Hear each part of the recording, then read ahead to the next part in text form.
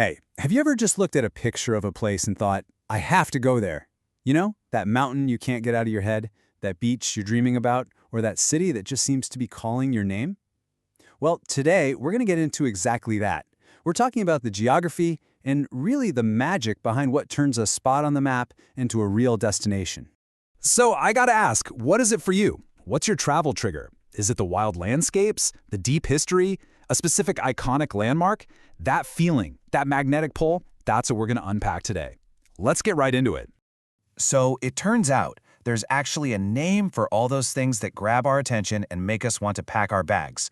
They're called tourism resources. And honestly, they're the absolute foundation of the entire travel industry. Just think about it for a second. It could be the raw, natural beauty of a lake, the totally unique vibe of a city's architecture, or even the electric energy of a huge music festival. Every single one of these things is a feature that makes up a destination's unique appeal. They're the main event.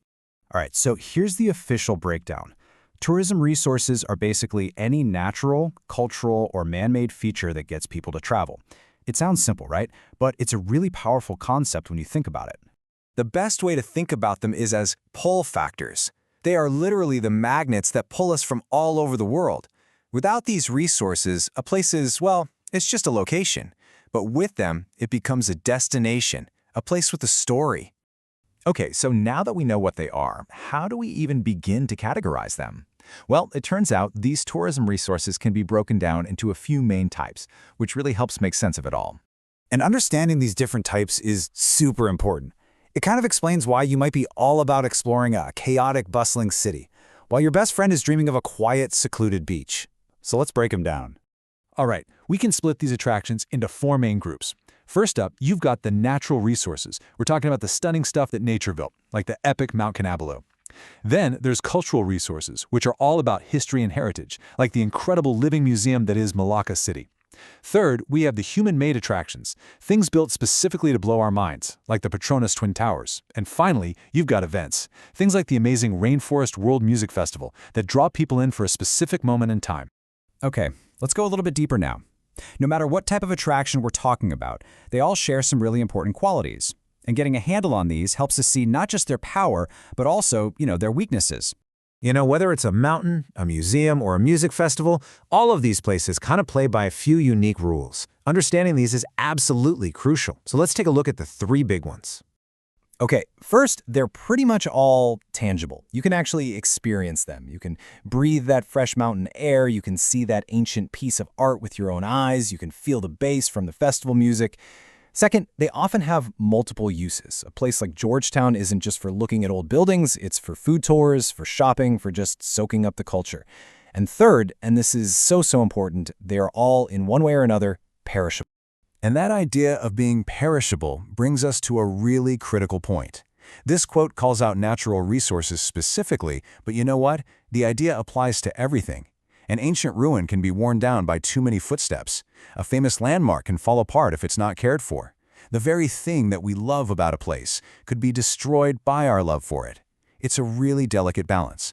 All right, to wrap all this up, let's make these ideas come to life. We're going to go on a quick trip around the world to see how all these different types of attractions create the destinations that we dream about. We'll check out how these resources show up in famous spots globally, and then we'll see how Malaysia's own incredible treasures stack up. Ready? Let's go!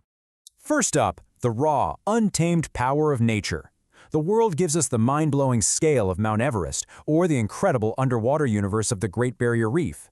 But Malaysia absolutely holds its own with the majestic Mount Kinabalu and the world-class marine life around Sipadan. Seriously, it's considered one of the best dive spots on the entire planet. Next, let's talk about places dripping with history and culture. The world has the mysterious, ancient wonder of Machu Picchu and the epic grandeur of the Colosseum in Rome. And right here in Malaysia, you can literally walk through living history in the UNESCO World Heritage Sites of Georgetown and Malacca, where centuries of stories are baked into the streets themselves. Then you've got the icons we build ourselves. Paris has the Eiffel Tower, Sydney has its Opera House. These are structures that completely define a city's skyline.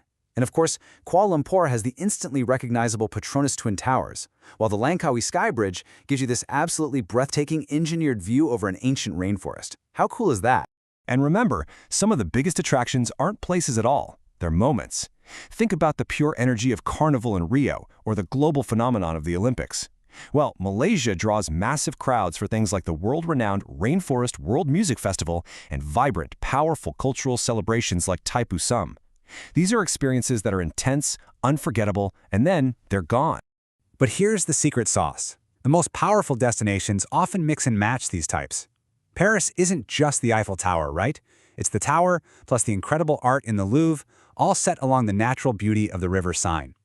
In the same way, Langkawi's magic is its stunning natural beaches and geopark, boosted by a man-made marvel like the Sky Bridge, and then topped off with huge international events like the Ironman Triathlon. It's the whole package. So that leaves us with a pretty big thought. We've seen what pulls us to these incredible places, whether they're shaped by nature, by history, or by human hands. But we also have to remember that key word, perishable. They're fragile. So the final question isn't just about what makes a place special, but how do we protect it all? How do we make sure that same magnetic pull we feel today can still be felt by our kids and their kids for generations to come? Definitely something to think about.